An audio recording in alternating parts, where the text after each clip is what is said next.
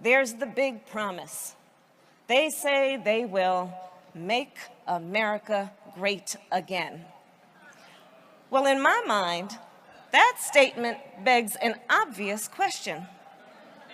Again, for whom?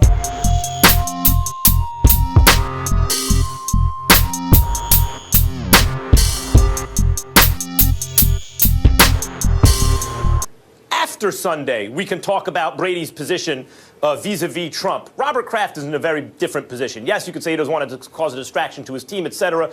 And the excuse, because you need an excuse at this point for your support of Trump. His excuse is they're close personal friends, and Trump has been there for him, and that's a very good excuse. But history is watching, and Kraft and eventually Brady are going to have some answering to do.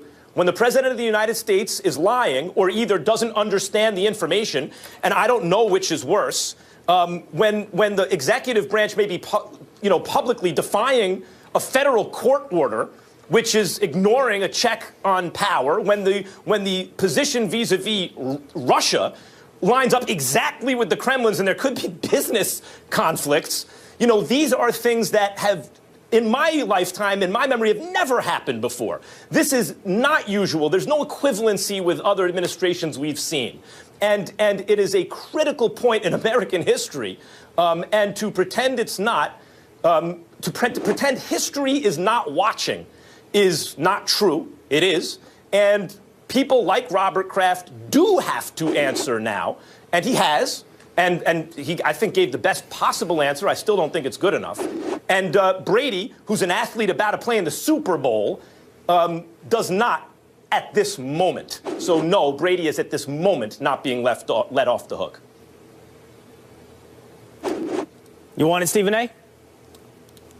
Go ahead, Will. Go ahead. I'm trying to decide how to react to Tom Brady's one-week reprieve from answering before the Inquisition on his political views. So he gets a pass this week, but next week, that's the week we'll all drag him out in front of the public and really force his hand. That's right, Will. Yeah. That's right. You're going to pretend that this is not unusual, that bad stuff isn't going on? Do you want to pretend? I'll tell you what I'm not going to have to pretend about. Max. I'm going to tell you what I'm not going to have to pretend about. I'll tell you this. The argument that you forward, and you're not alone, there are many. There are many with blogs, there are many with podiums, there are many with microphones who say similar things to you, reminds me of someone who's never had to win an argument in 8+ years, who's never had to actually engage in a debate, who's never actually had to persuade someone over a very long period of time, because the only possible position you can see at this point is that if somebody disagrees with you, to have an unacceptable position. Not that they're incorrect, wrong. Will. Facts are facts. I'm sorry, you can't get away with that. Facts are facts. Well, finish. No. I'm not going to let anyone get away with saying facts aren't facts, and everyone's entitled to their own set of facts. Let him go, Max, and then you can respond. Let him go. You're right there. Max, let him speak. Go ahead, Will. Here's the thing. I have afforded you respect on every single debate you've ever established or put forward with me. I would expect the same. And excuses and interruptions and calling to account and holding people accountable in front of the public as though you need to flog them for their political views, to me, Max, I'm going to be quite honest here, are the ultimate height of weakness. If you have an argument... This is not political, Will. This is common decency. If you have an argument... If you have an argument with Tom Brady, if you have an argument with Robert Kraft, if you have an argument with Donald Trump, make your argument. Make your argument before the public. Persuade them. But this inquisition that you're on, not just you, I don't mean to be, this is not targeted at Max Kellerman because it's much bigger than that. But this inquisition of anyone that disagrees with you and suggesting that they are so far beyond the pale. And I guess I need to make this clear one more time. This isn't even something I don't think I disagree with you on, Max. Sure. But I have a larger point to make. And that is that you need to open yourself up to actually having an argument to ever win one. You will continue to lose. You will lose it here with me today. Yes, you will lose it with me today. You will lose it in elections. You will lose your principle. You will lose your position because you're not actually facing up to the debate. Lost the argument. You're not facing up to the debate. What you're doing is you're dragging public figures out and saying we must expose them for anything they disagree with me on. You're doing it over and over, and once they speak, we interrupt, we shame, we shout down. Well, wait. This is a story that's actually a day and a half old, but the reason it's today's story is because ESPN has finally reacted to the comments of their own commentator, Rob Parker. Okay, so let me read you the comments, right, and then I want you to react to them. All right. This is Rob Parker on ESPN2's First Take, talking about Robert Griffin III, RG3. Quote, Is he a brother or is he a cornball brother? He's not real. Okay, he's black. He kind of does the thing, but he's not really down with the cause. He's not one of us. He's kind of black, but he's not really. Like the guy you want to hang out with because he's off to something else. All right, he also went on to say that because he has a white fiance, he's heard he's a Republican. So let me just give you kind of what the white viewer thinks when they see this. Okay. And you tell me, as a former NFL player, but also as a black man, what the truth is, what your perspective is. Okay? All right. So I watch this and I think to myself, all right, maybe there's some validity to this, only in that this is the discussion that black men have. False. Okay. Stop right there. First of all, let me say this. I apologize to all people out there, not just African-American people, black people, white people. I apologize to all people for the comments of someone who's clearly lost touch with what century it is.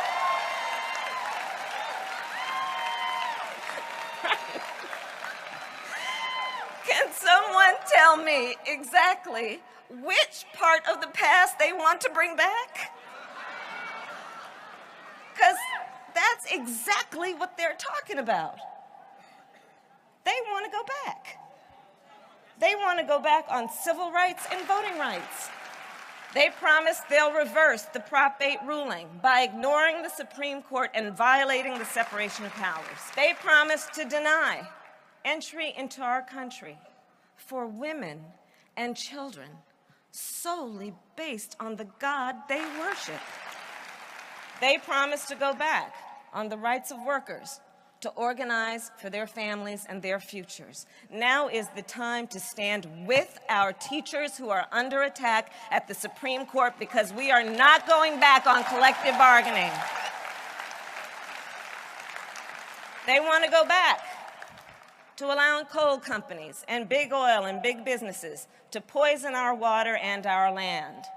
We're not going to let the polluters and their army of science deniers drag us backwards. And they promise to go back to a time when even a victim of sexual assault did not have the right to choose. But the stakes are too high in this election. We are not going back to that back alley. Do you know of any black athlete that won just 2 playoff games, didn't have any kind of postseason success whatsoever, that gets celebrated like this? Do you know who that person is? Because I don't know him. I've never seen it. Usually there is a requirement to have a strong level of success in order to garner the kind of celebratory atmosphere and ambiance. Well, do you know we any saw from athlete, Romo. Stephen A., let me ask you this. Let's leave race out of it just for a moment, then we can bring it back in. I can't think of any other athlete that's been treated this way. Fair enough. And this guy Fair happens enough. not to be a black athlete, and so then we can make that point. But I also can't think of another white athlete, maybe it exists off the top of my head, I can't think of one, who is feted to this extent, considering they really did have very modest success. But we'll get to that in a moment. Wait a minute. I was getting ready to go to Tim Tebow route, okay? So therefore, I kind of disagree with that. But the point is that as an African-American, I'm telling you, these are the kind of things. I'm basically enlightening y'all to the fact that these are the kind of things. Let me finish. I'm enlightening you about the fact that these are the kind of things away from the white community, that when folks in the black community huddle amongst ourselves and talk about things and talk about discrepancies, it's the kind of stuff that irks us, because we know that those are the kind of things that are not reserved for us. Sports is supposed to be the closest thing to a meritocracy. Where is it here? I'm not blaming the Mavericks or anybody else. I'm blaming Tony Romo. It's not his fault, but it's a reality. No, you want to talk about a farce. The seriousness with which you two both now have attached what is essentially a fun and celebratory moment for the city of Dallas is beyond the pale. First of all, Max just making it something about, oh, it's way beyond the realm of his ability to deserve this, and it somehow deprived some other player being on the court or undermined the game of basketball, quite honestly, is laughable. Basketball has its own problems about undermining the meaningfulness of its games. And Stephen A., I'm going to preface this with, you know me, you know I respect you, yes? Yeah, go ahead. No, but seriously, you know I do respect know that. you. I said yes. I'm waiting to hear what you have to say so I can What you respond. just said was so much nonsense and so much junk. To make this racial is so far beyond the pale that it makes real racial issues hard to pay attention to. And that you will not put in place any policies that would discriminate against any members because of their sexual orientation. Ma'am, I can't imagine putting in place any policy that was discriminatory with respect to any employee. And tonight, Caitlyn Jenner, draped in a glamorous white dress, having recently become perhaps the most famous face in the transgender community, received a major honor at the ESPYs. Ladies and gentlemen, the courageous, the stunning Caitlyn Jenner. A standing ovation tonight for an athlete who became an American hero at the Olympics and may now be changing America itself. Caitlyn Jenner kissing her mother and then walking to the stage at the ESPYs right here on ABC to accept the Arthur Ashe Courage Award. It's been eye-opening, inspiring, but also frightening. All across this country right now, all across the world, at this very moment, there are young people coming to terms with being transgender.